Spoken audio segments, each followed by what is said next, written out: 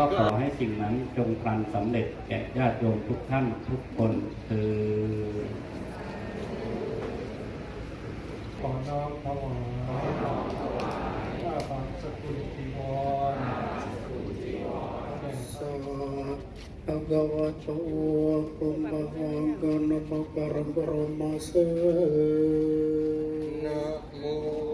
ตัสสะภะคะวะสัพเพสังเยวะสัพเพสังเยวะขีนาสวานังขีนาสวานังสัพเพแต่ยังเหลือพระคุณทั้งหลายจงทรงรับสักการะบรรณาการเหล่านี้จงทรงรับสักการะหังสัมมาสัมพุทโธวิชชาจรณะสัมปันโนสุขโตโลกวิทูอนุตตโรปุริสธรรมสารติสัทธาเทวมนุสสานังพุทโธภควาติสวากขาโตภควตาธัมโมสังฆิติโกอักขาลิโกเอหิปัสสิโกโกปัญญิโกปัญจันตังเมติตังโพวินยุอิติสุปฏิปันโนภะคะ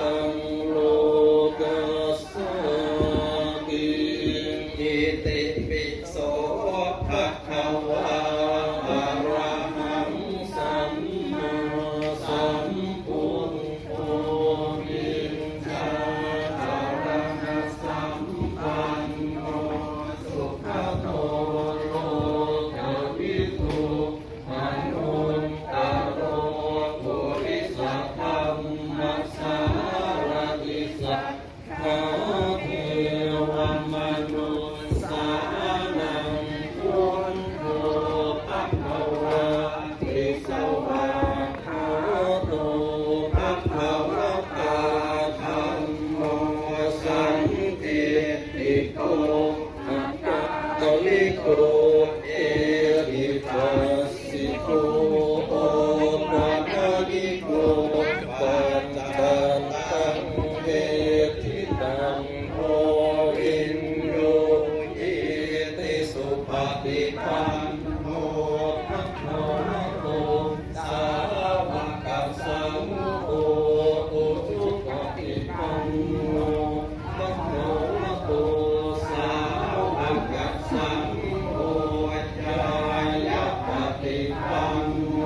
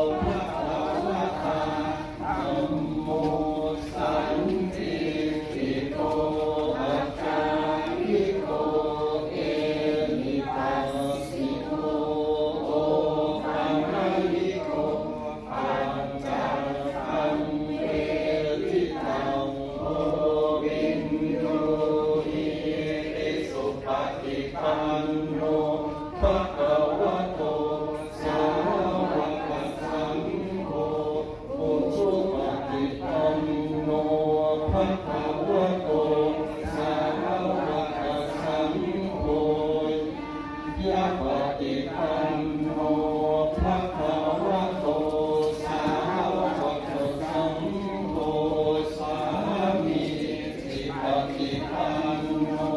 ภะคะวะโตสาวกสังโฆญาติธัมมาปุริสัยโย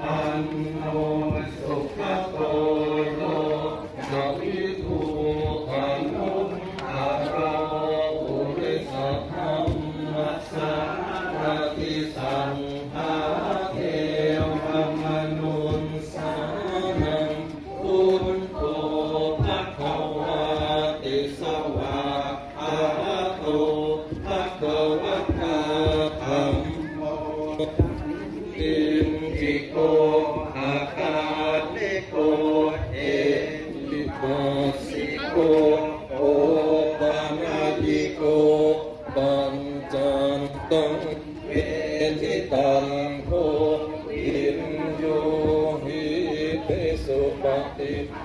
โนภะคะวะโต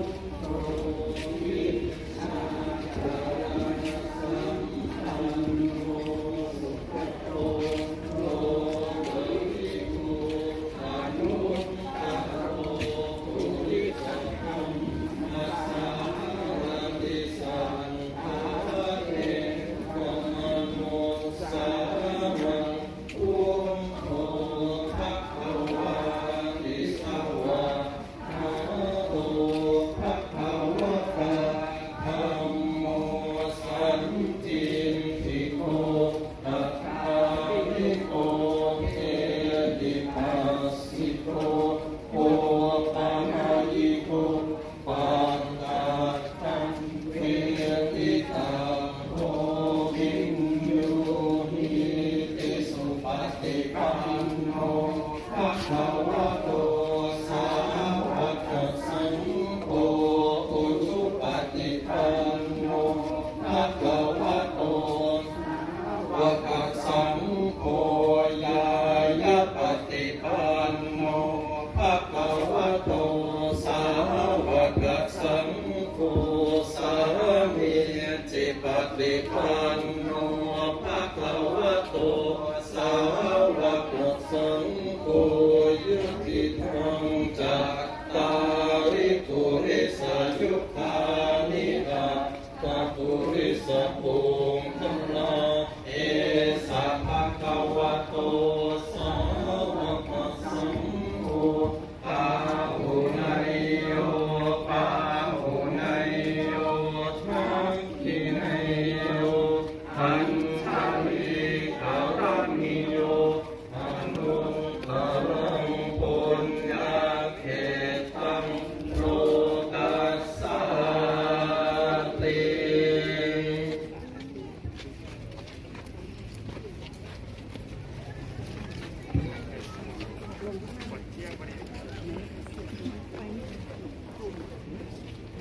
ก็ขออนุโมทนา